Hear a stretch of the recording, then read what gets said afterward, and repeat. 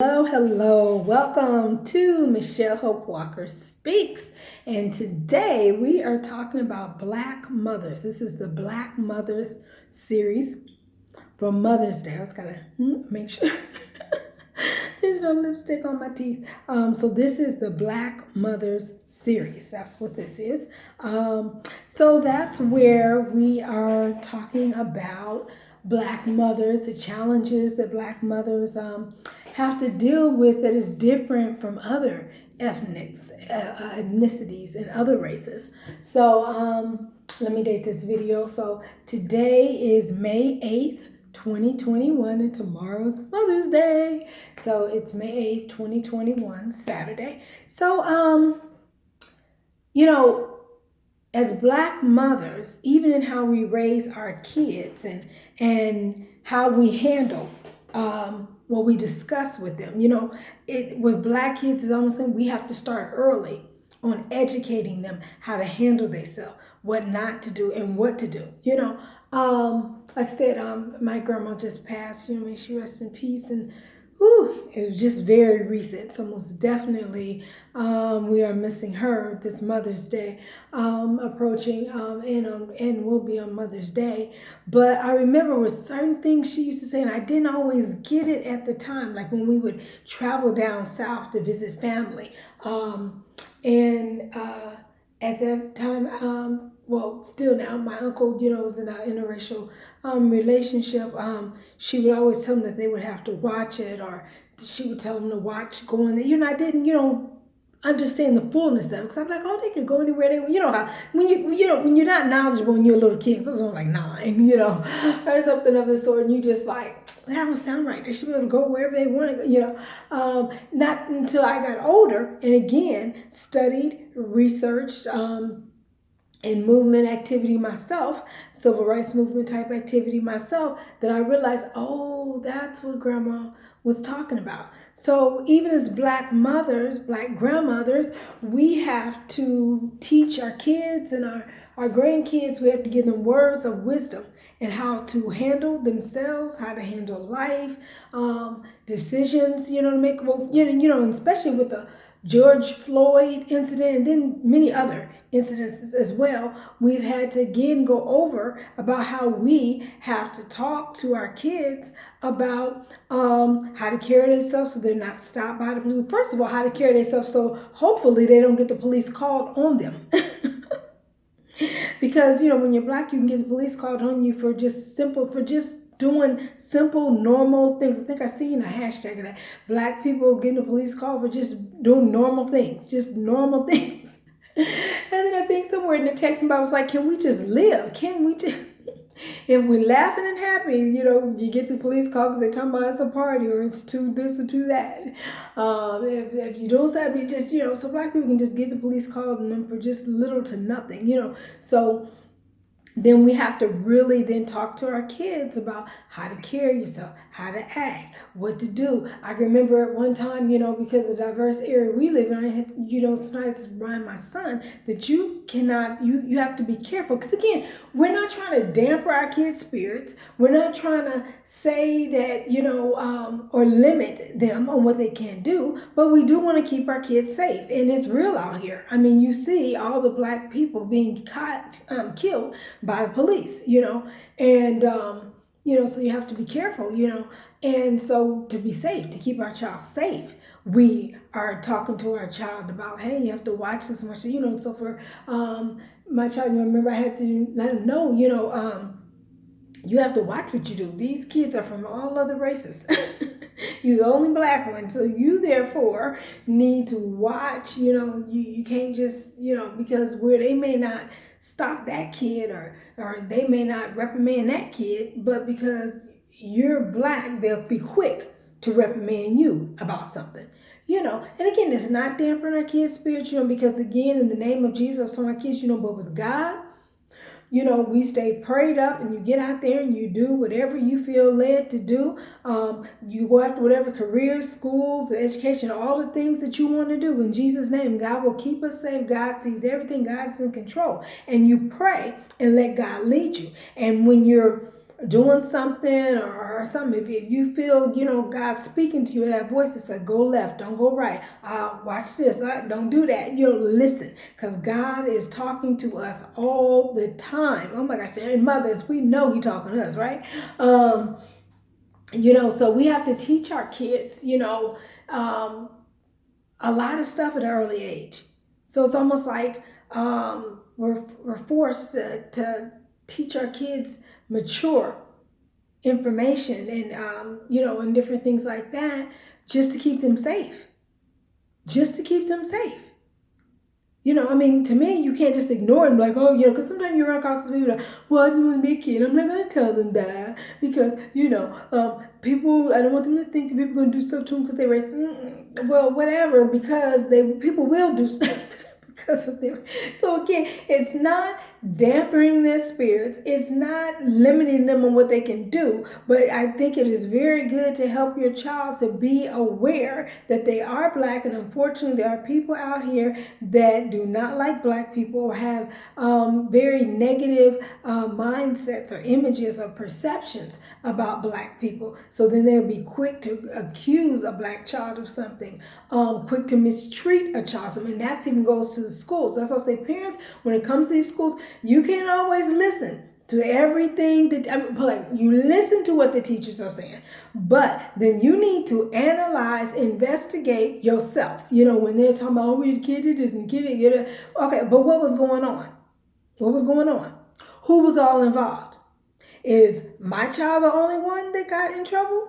But I thought it was 3 of them doing the same thing. You have to ask, because again, a lot of times they tend to be more harder on our Black children in the education system. Systemic racism, even in our public schools, and they don't have to be public, so it can be private, you know what I'm saying? So just systemic racism goes into the school as well as it does out here in society. So you really need to listen to your child. When your child's trying to tell you, no, I only did this, I didn't do that, listen.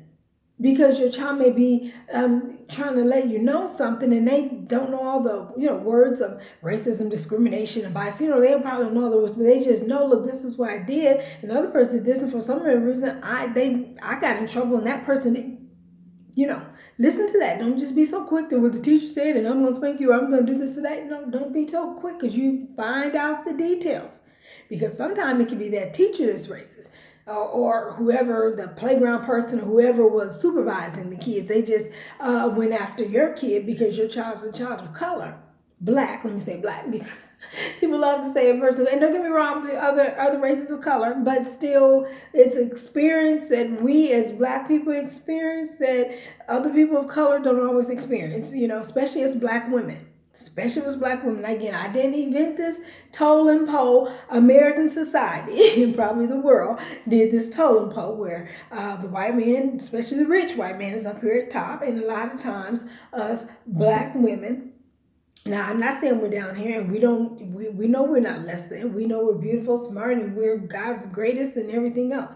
But sometimes some people in society see us as down here. And so therefore they treat us like we're down. You know what I'm saying? They talk down to us and, act like we don't know how to do nothing, act like we're dumb. I seen an interesting commercial which I thought was really good because it talked about, it would show a scenario and gave people just to all of a sudden come up with their own perception of what was going on. And then they showed the realness. So they showed some kids just in the store shopping, Black kids in the store, some had dreads, some had braids, some had, afros, just, shopping, and then they go up to the counter, and always say something about, do you know what happens next, or whatever the case might be, and which can test people's perception. Because when people will see teen Black boys together, and if they got dreads or braids or just different type, after different type of hairstyle, unfortunately, it's sad, but different people will try to, be suspicious of them or think that, they're going to do something wrong because there's more than one of them, or because they're in a group, or just, really at this point, the way they're just, accusing Black people of things, police shooting Black people, we're finding that they could have had a low haircut, they could have braids, they could have just be the skin color, period. That we're Black, that some people just don't like, period, which I've been hearing a lot of context about the Black body. Some people just are offended by our Black body. We haven't said anything, we haven't done anything, but they just offended by our presence. It's like crazy, So, but then they showed a mother pregnant with a child on the street, like she was looking for someone, waiting for someone, and let someone think of now. Here it goes with us black mothers. They just automatically, a lot of times people just automatically assume that we're a single mother, or automatically assume that you're not married, or automatically, now I did pretty much raise my kids as a single parent. I've been married, was married, different things like that, but if stuff's not going right, something's not just going right, it's just some of the deep issues, and I, feel God, feel like we don't need to be together, but then we don't need to be together. We just raise the kids separately, you know what I'm saying? But yeah, so that perception, so they just figured that, okay, a black mother with kids, pregnant, and got, just I'm telling what people thought or probably said about this woman when they just first seen the picture of that. And then I like how the commercial then had it where then her husband pulled up, got out the car, and he packed them all up. So evidently they had just came out of somewhere. She was waiting right there while he went and got the car. He comes back with the car, pulls up, they load the kids in and everything else. But unfortunately, when they see us black mothers, they don't always see that. They just assume all kind of negative stuff. And I remember, and I don't know if they still do, so I remember in the day when they used to talk about it was a political, again, politics, talking about the welfare mother and this and that. And they always envisioned the welfare mother was a black woman, but then they start coming out that actually it was more white women on welfare and other races than even the black woman. And so, Now, again, once they ingrain down some people's head, people just let it still stick, stuck in their head, where when they think of poverty and they think of these, they tend to think of the black woman, when they think of government assistance, they tend to think of the black woman, when there are all kind of other races, and because there are not as many of us as there are of other races, so automatically there are more races on public assistance and different things than black women. And so so that goes back into then, just that perception, them tying us and connecting us to negative things, which I love my professor in college, and that was my social ills class, social challenges, social problems type class, and talked about, but really the aid that farmers get, the aid and the tax cuts that rich people get, and all these other things, that's a form of government assistance too. So it's interesting on how they tend to pick out which government assistance that they deem as negative and low, and then the ones that they esteem as high and keep asking for. Rich people keep asking for tax cuts. Well, that's a government subsidy, government program. A government, type welfare in a sense. If you want to look at welfare as negative, I don't see welfare as negative. I don't see assistance because we all need help at different times, and considering we pay taxes, our government should help. But anyway, so black mothers, so again, black mothers, we have to do a lot more than mothers who are not black. Again, we have to, as we talked about again with all the movement, we have to teach your kids how to deal with the police if the police approach them.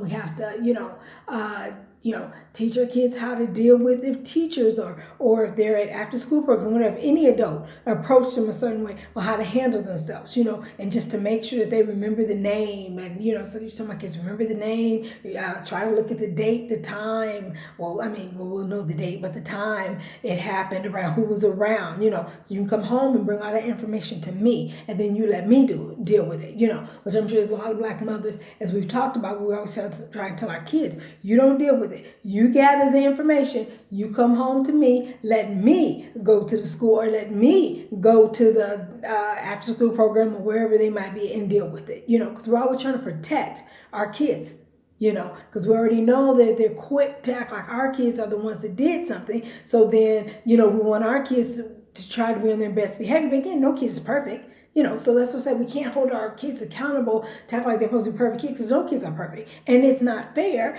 that while other race kids are not perfect, but then they don't get in trouble. So people just brush it off. Oh, boys and boys. Oh, they're just kids, But then when our kid does something, they act like our kid and, just destroy the world, And they did the same thing that this other kid did, so this other kid wasn't black, So, it's a lot that, us as black mothers, but through it all, God helps us to get through it. I always got to put that in there, because even as we talk about this, which I feel we should, it's not a doom gloom, because God loves us and God is there and God is helping us mothers on how to shape the information that we need to give our kids to help keep them safe, but let them know, you're beautiful, you're smart, we know that you're not less than. We love you, but unfortunately there are some people out there that have different perceptions of you that can actually end up hurting you. So I need to share this information with you. I need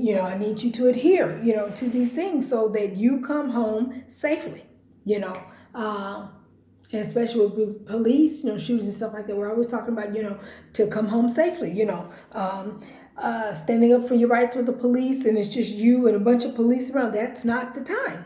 What you could be doing is constantly looking at badge numbers and names and just trying to remember as much as you can, and just doing what they're asking you to do, as long as they're not asking you to do something incriminating, and then you come home to your parents and you let them know, and then you let the parents deal with it, and maybe getting an attorney or something of the sort that would need to be done to handle it in a way that keeps your child safe, the family safe, keep everybody safe. But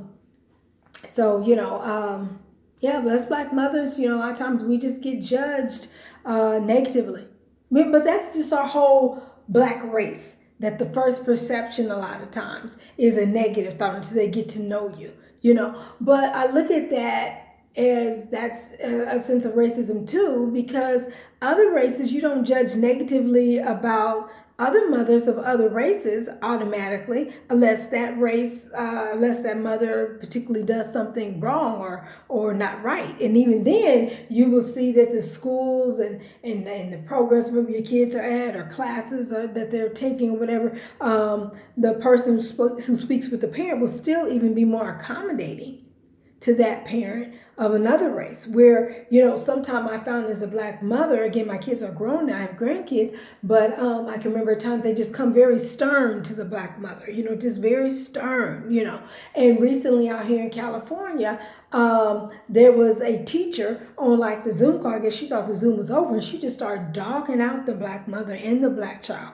just dogging them out, just saying all kind of bad things about them, and specifically saying it was because that the mother was black and the child was black, So we do still have that in play, that people still have these, crazy negative thoughts about, black people, and it's weird and it's crazy because we're just talking about different shades of skin. We all have just different shades of skin, white people have different shades of skin, black people, we're all just, but that doesn't determine our IQ. That doesn't determine, all this other stuff that people tend to be biased in relation to black people about, and all this negative perceptions and images and thoughts that they have in their head about black people that are not true. We're all human beings. We're all people. So black mothers, I'm just encouraging you. I'm encouraging you. If you got small kids, I'm telling you now, stay at that school. I'm telling you right now, stay at that school. Stay at that school. Stay finding out what's what, who's who, da-da-da-da. If they're saying your child did something, find out, who did what, who was around. When they try to say that your child said something disrespectful to the teacher, find out what was that teacher saying to that child. I remember I even had an incident where a teacher literally rose up against, my son, I guess because my son was, big. I mean, not bigger than probably other kids there, but again, you even will find with some kids, especially when it gets to the teenage point, some teachers act like that they are threatened just by the presence of our teen black boys, and they're not grown. They're kids. I don't care how big they are. They're still kids. They're not 18. They're kids. But unfortunately, sometimes the schools or even out here in the streets, they will treat our black kids like they're grown-ups and they're not. They'll treat our black girls, like they're grown. It's like, no, she's not grown, so no. And, just be amazing, on what we have. So we have to do a lot of, then we have to constantly try to watch our kids to keep our kids safe. I mean, what I'm saying, watch, of course, all of us parents are, but we got to do an extra watch again and not because maybe our kids, not because of our kids per se that they're doing something wrong, but because we have to watch the people who are around them. We have to watch these days, make sure our kids don't get snatched. There's a lot of black kids coming up missing from either sex trafficking, organ stealing, just all kind of different things. So you really have to track your kid, and because it tends to be the black kids and the black people that tend to get snatched the quickest in sex trafficking, this organ stuff, because they feel like no one will notice that the black person is gone, or no one will care as much that the black child is missing, or and especially when it comes to women and our young girls, we are steadily talking about how even when you look at police shootings, and you go to hashtag Say Her Name organization, where police brutality and police shootings against black women still don't get as much attention as the male part does. We had to really even push that with the Breonna Taylor, that finally, started getting enough attention brought to Breonna Taylor's, case, and so, black mothers, like, kudos to you, though, because we can do it. I've raised my kids. You're going to be able to do it, too, but you do need to be aware. Sometimes when you wonder, oh, my gosh, why are they treating me like that? Because I'm aware that not everyone knows the history of our African-American black history, of why sometimes people are treating us a certain way. We don't really realize that it literally can connect to how they perceive you as a race or different things like that. You didn't do anything wrong. But, again, sometimes just being aware of whatever, you're like, okay, and not that you have to say nothing to them, but then you've read their mail that you have an idea of, if this person is for you or not. So then you got to watch, what you tend to do with this person, or how you act around this person, because this person has negative perceptions of black people and black women, black mothers. But stand up for your kids. Stand up for your kids. Advocate for your kids. Don't be scared to advocate for your kids. There's school boards that are over every school district. If there's something that's not going right in your school, you go to the school board. You find out who your representative is. You can send them each a letter, or however you want to go to the, after COVID is over, we can actually attend meetings again.